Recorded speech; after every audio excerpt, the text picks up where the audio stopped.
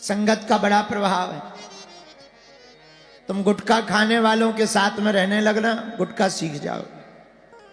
तुम कुछ दिन बॉडी बिल्डर वालों के साथ में रहना, अपने आप जिम जाने लगो। जिम नहीं भी जाओगे तो सुबह सुबह टहलने जाने लगोगे। तुम कुछ दिन जुआरियों के साथ में रहना, अपने आप सट्टा लगाने लगोगे। तुम कुछ दिन ऐसी बहन जी के साथ रहना माता जो दूसरों की चुगली करती हो, तुम्हें अपने आप आने लगेगी और वही दिमाग में चलेगा, लगातार वही चलेगा। भैया गांव में एक जुआरी होता है, पूरे गांव को जुआरी बना देता है। एक बीड़ी पीने वाला पूरे मित्रों को बीड़ी पिलाना कई बार सिखा देता। कुछ मित्र गंभीर भी होते हैं पर सब नहीं होते। ऐसे ही एक जगह घटना घटी। एक आदमी लकड़ी काट रहा था, लकड़ी काटते काटते बेचारे की नाक कट गई। अब नाक तो नाक, भाई कान कट जाए तो टोपा लगा लो, कपड़ा बांध लो। कोई पूछे क्या बात है, ठंडी लग रही। गर्मियों में हाँ हमें लगती, पर नाक कट गई, अब क्या लगाओगे?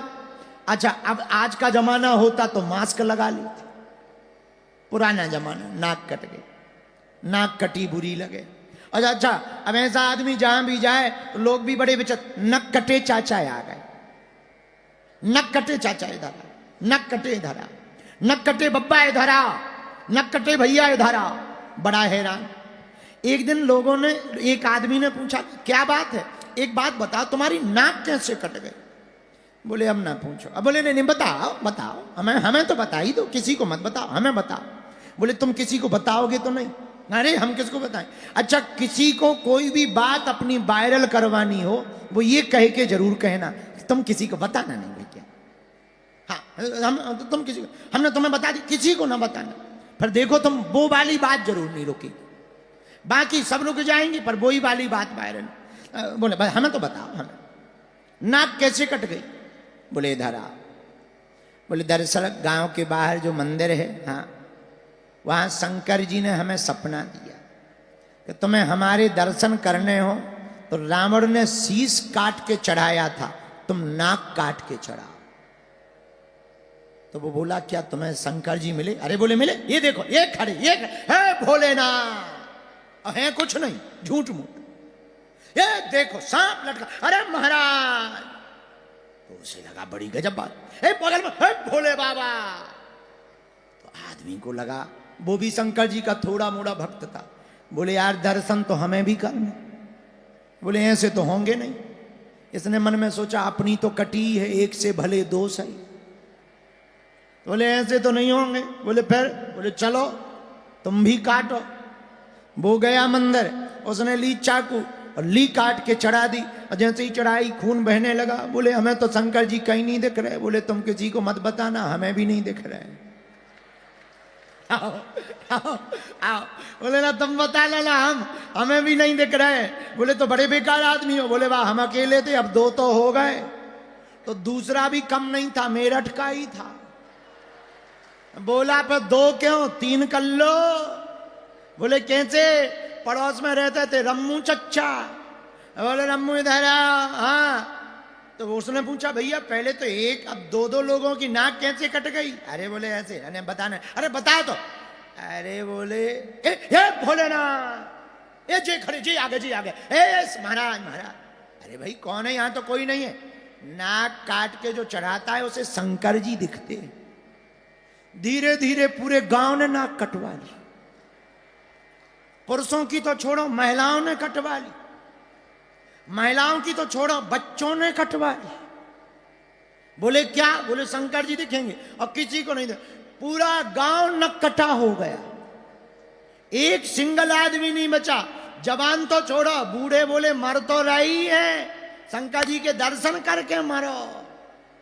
तो जो दो थे उनने बूढ़े पहले टारगेट करे, सब बूढ़ों की नाक कटवा दी।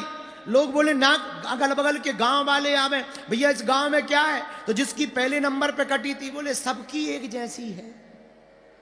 हमारी भर थोड़ी है, यहां सबकी एक जैसी ही है। ये संगत का बड़ा विचित्र प्रभाव होता है, एक आदमी सब बदल देता है। मेरे पागलों, जब एक नाक कटवाने वाला पूरे गांव की नाक कटवा सकता है, तो मेरठ के लोगों, एक कट्टर हिंदू पूरे मेरठ को भी कट्टर हिंदू बनाया जा सकता है। हाँ? एक कट्टर हिंदू हो जाए तो पूरा मेरठ भी कट्टर हिंदू होगा, और पूरा मेरठ कट्टर हिंदू होगा तो डंके की चोट दिल्ली तक जाएगी, है? और दिल्ली से फिर पूरे देश में जाएगी। और हमें लगता है मेरठ तो वैसे ही क्रांति का शहर है, यहां से पहले भी क्रांति शुरू हुई थी, अब फिर से अगर हिंदू राष्ट्र के लिए शुरू हो जावे, आहा, तो क्या कहना, बात बन जाएगी। तो संगत का बड़ा असर होता है, संगत के प्रभाव से सब बदल जाता। हनुमान जी की अगर हम संगत करेंगे तो भैया हमारी भी जिंदगी में राम जी की भक्ति आ जाएगी। बोलो सीताराम, जोर से बोलो। पर एक बात और, जब तक रहेगी जिंदगी फुर्सत न मिलेगी काम से, कुछ वक्त ऐसा निकालो प्रेम करो श्री राम से। समय तो मिलना नहीं है, ये 5 दिन मिल गए, इन्हीं में भक्ति कर लो। तो संसार तो माया की नगरी है। बालाजी महाराज के कृपा पात्र बागेश्वर धाम पीठाधीश्वर परम पूज्य धीरेन्द्र कृष्ण शास्त्री जी महाराज का पावन संकल्प। मध्य प्रदेश में छतरपुर के ग्राम गढ़ा में बनेगा विश्व स्तरीय कैंसर अस्पताल एवं रिसर्च सेंटर, जिसकी आधारशिला देश के यशस्वी प्रधानमंत्री नरेंद्र मोदी जी के कर कमलों से रखी जा चुकी है। 200 करोड़ रुपए की लागत वाले 100 बेड के इस अस्पताल में गरीबों का होगा मुफ्त इलाज। ये बहुत बड़ा अवसर है, बहुत बड़ा काम है। संकल्प बड़ा हो, संतों के आशीर्वाद हो, प्रभु की कृपा हो, तो समय सीमा में सब पूर्ण होता है। हमारे प्रियजनों, बागेश्वर धाम पूरे भारत के लोगों, अभी तक अस्पतालों में मंदिर थे, अब मंदिर में अस्पताल होगा।